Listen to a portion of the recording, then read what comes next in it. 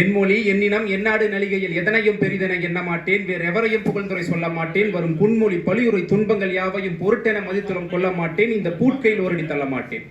வாழ்ந்தாலும் தமிழுக்கும் தமிழருக்கும் வாழ்வேன், வளைந்தாலும் நெளிந்தாலும் தமிழ் பொருட்டே ஆவேன், தாழ்ந்தாலும் வீழ்ந்தாலும் தமிழ் மேல்தான் வீழ்வேன், தனியே நான் நின்றாலும் என் கொள்கை மாறேன் என்ற பாவலரேறு பெருஞ்சித்திரனாரின் வரிகளை சொல்லி இந்த இனிய பொழுது இப்படியான ஒரு சூழல் அமைந்து விடுமா என்று பல்வேறு அமைப்புகள் தேடிக்கிட்டே இருப்பாங்க. அப்படியான ஒரு சூழலை தமிழ் சிந்தனையாளர் பேரவை கிடைக்கப்பட்டிருக்கிறது. அதை சரியாக பயன்படுத்தி இளைஞர்களையும் சரி, அதே போல உங்களை போல சான்றோர்களையும் சரி ஒருங்கிணைத்து நடத்தக்கூடிய இந்த திங்கள் கொடுகைக்கு என்ன ஒரு சங்கடமான சூழ்நிலைனா, முதல் கூட்டத்துக்கு நான் வரேன், எடுத்தோடனே தலைமைன்னு போட்டீங்க. இத்தனை சான்றோர்கள் இருக்கீங்க, அதுக்கு முன்னாடி கவிதை பேசுறதுல பிழைகள் இருப்பின் பொறுத்துக்கொள்வோம் என்று சொல்லி முதலாவதாக கவிதை பாட தோழர் தமிழினி அவர்களை அன்போடு அழைக்கிறேன். கவியரங்கத்தின் தலைவர் பேரன்பு அவர்களே, கருத்தரங்கத்தின் தலைவர் ஏ பிரபாகரன் அவர்களே, சிறப்பு ஆற்றவர்களே, அனைவருக்கும் மற்றும் தோழர்களே, திராவிட கழகத்தின் தொழில் மாவட்ட தலைவர் எனது நண்பர் ஆண்டவர்களே, ஐயா தலைவர் சுமதையா அவர்களே, இளையத்தோடு நண்பர்களே, அனைவருக்கும் வணக்கம். கைத்தடியும் கண்ணாடியும், பெரியாரின் கைத்தடியும் கண்ணாடியும். பெரியாரின் கைத்தடி தமிழரின் போர்க்கொடி.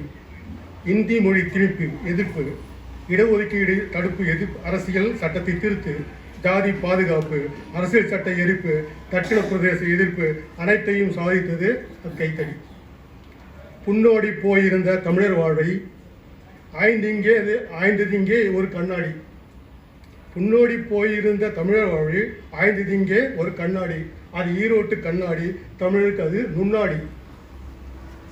ஆரியத்தை ஒடுக்காமல் தமிழருக்கு விடிவே இல்லை என்றது அந்நுண்ணாடி. பீகாரிகளை ஒடுக்குகிறான் தமிழன் என்கிறான் ஒருவன், வடக்கே ஒருவன். தமிழர்களை ஆழம் பார்க்க திருடன் என்கிறான் இன்னொருவன்.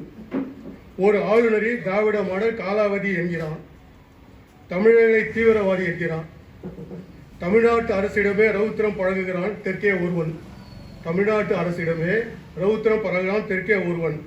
ஒன்றிய பாதுகாப்பு படையை துணைக்கு அனுப்பி தமிழ்நாட்டின் அமைதிக்கு தீ வைக்க சொல்கிறான். சிஐஎஸ்எஃப் வீரர்களை கூட்டி போ என்பது சங்கிபதியின் தீர்ப்பு. சங்கிகளுக்கோ கிளிகளுக்கு, நமக்கோ பரிதவிப்பு. நாளை அழைப்பு விடுக்க மாட்டாயா இராணுவத்துக்கு?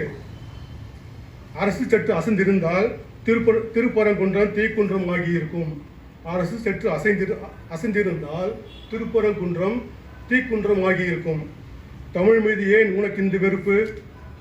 வாழ்வது தமிழர் நிலம், குடிப்பது தமிழர் நீர், சுரண்டுவது தமிழின் உழைப்பு, உண்பது தமிழனின் விளைச்சல், அனுபவிப்பது தமிழனின் பணம். ஆனாலும் நன்றி கெட்ட சிண்டுகள் தமிழருக்கு எதிராக சமராடுகின்றன. தமிழுக்கு அதிகாரம் இல்லை, தமிழ் வழிபாட்டு மொழி தமிழ் இல்லை, தமிழிலும் அர்ச்சனை செய்யப்படும் தமிழ்நாட்டு கொள்கையில் இதுதான் நிலை. தமிழ்நாட்டின் தொல்லியல் ஆய்வுக்கு அங்கீகாரம் இல்லை. இல்லாத சரஸ்வதி நாகரிக ஆய்வரங்கத்துக்கு முன்னிலை. தமிழ்நாடு அரசு இயந்திரம் தமிழிடம் இல்லை. காவல் அதிகாரியை தேர்ந்தெடுக்கும் அதிகாரம் கூட தமிழ்நாட்டுக்கு இல்லை. நீதித்துறை சங்கங்களின் சாவுக்கூச்சல். வேதியரும் வீடனரும் வீதி உலா வருகின்றார், ரோடு ஷோ. எங்கெங்கு நோக்கினும் தமிழை விரோதிகள், எத்திசையிலும் ஆரிய நச்சரவும், RSS ஆரியத்தின் நெஞ்சின திமிர். பெட்ரோலும் தீப்பந்தம் தயாராக வைத்திருங்கள், பெரியார் ஆணை. கடைசி வரை தீ வைக்க சொல்லவில்லை பெரியார், ஏனெனில் அவர் பெரியார். ஆனாலும் சொன்னார், எனக்கு பின்னால் வருபவர்கள் என்னை போல் இருக்க மாட்டார். 3000 ஆண்டு யுத்தம் இன்று முற்றிப்போய் நிற்கிறது. காலமும் வேறு, களங்களும் வேறு, போர் களங்களும் வேறு. அறிவாயுதமா கூறாயுதமா கூறிடுவீர் கொள்கையோரே. அறிவாயுதமா கூறாயுதமா கூறிடுவீர் கொள்கையோரே. பெரியாரின் நுண்ணாடி இருக்கட்டும், கைத்தடியா துவக்கிடுவோம் விவாதம். நன்றி, வணக்கம்.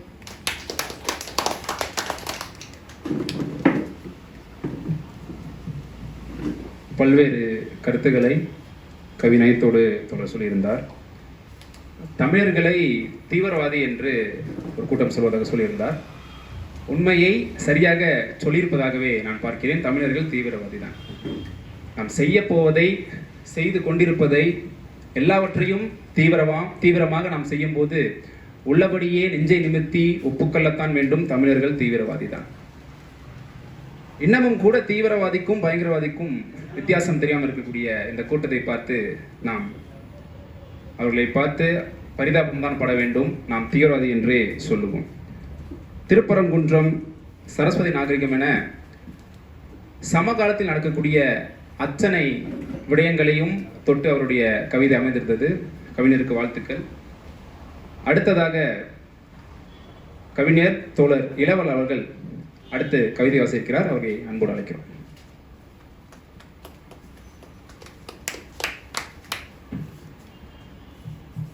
இனிய தோழர்கள் அனைவருக்கும் வணக்கம்.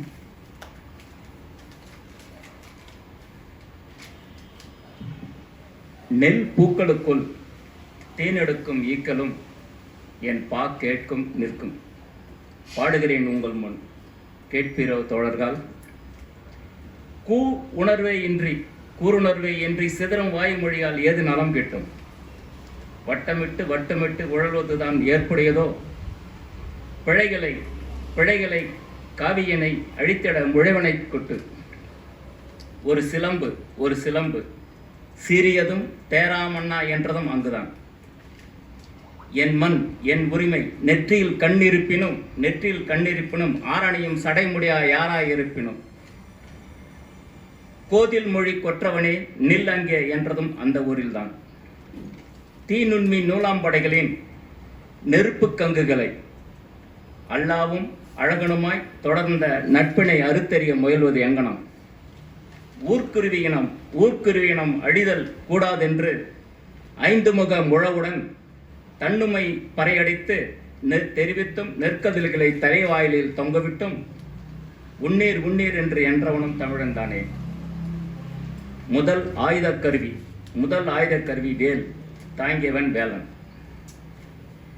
மேற்பூச்சு காலனியை தொட்டு முத்தமிட்டவனும் சங்கிகள் தான். நம் உரிமை சொற்களை வீதிகளில் தேடுவோமா? நல்லறிவினால் நீலக்கண்ணாடியில் கருஞ்சட்டை கைத்தடியுடன் கண்கள் சிவக்க, இது தமிழர் மண், அப்பெரும் சமரில் நான் முன்னணியில்.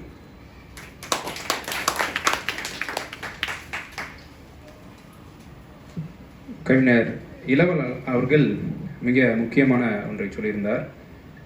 அல்லாவும் அழகனும் நட்பு பாராட்டிய மண் என்று. சங்கிகள் தங்களால் இயன்றவரை வட இந்தியாவில் செய்ததை இங்கே சாத்தியப்படுத்த என்னென்ன வழிகள் உண்டோ அத்தனை வழிகளிலும் முயல்கிறார்கள்.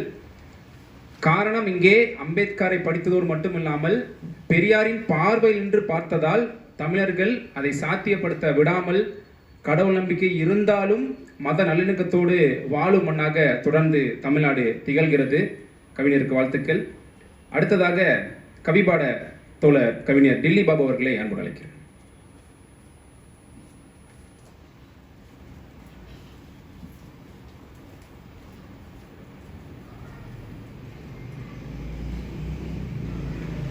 தோழர்கள் அனைவருக்கும் என் இனிய மாலை வணக்கம்.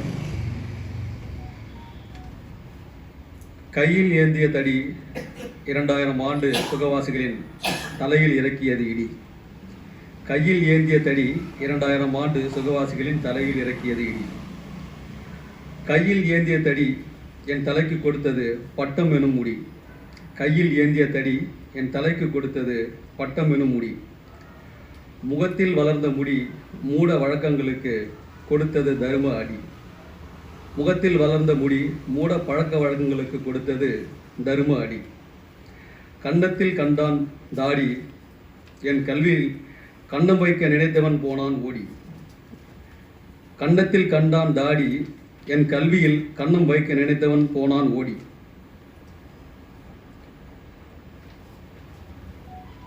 என் கனவுகளை கண்ட தாடி அதை பார்த்தவுடன் பயந்து போனான் கேடி. என் கனவுகளை கண்ட தாடி அதை பார்த்தவுடன் பயந்தே போனான் கேடி. கண்டத்தில் கண்ட தாடி இருக்கும் உரிமைகளை இழக்காமல் இருக்க வாழ்ந்திடுவோமா கூடி. கண்டத்தில் கண்ட தாடி இருக்கும் உரிமைகளை இழக்காமல் இருக்க வாழ்ந்திடுவோமா கூடி என்று கூறி வாய்ப்புக்கு நன்றி. இங்கே பிற்போக்குவாதிகள் ஆண்களுக்கு மீசை இருந்தால்தான் வீரன் என்று ஒரு பார்வையை சொல்லுவார்கள். ஆனால் தோழருக்கு என்னவோ பெரியாரின் தாடியின் மீது மிகப்பெரிய பற்று காதல் என்று நினைக்கிறேன். தாடியை பற்றியே பல்வேறு வரிகளை சொல்லியிருந்தார். என் பார்வையில் பெரியாரை ஒரு ஆலமரமாக பார்க்கிறேன். ஆலமரம் தன்னுடைய விழுது எங்கெல்லாம் விழுகிறதோ அந்த விழுது மண்ணை தொட்டவுடன் அதிலிருந்து புதிதாக ஒரு மரம் பிறக்கும். அப்படி பெரியாரின் ஒவ்வொரு தாடி மயிரும் பல கோடி பெரியார்களை உருவாக்கியிருக்கும். அப்படியாக இங்கே தோழர்கள் அமர்ந்திருக்கிறோம் என்று நம்புகிறேன். கவிஞர் தோழர் திலீப் அவர்கள்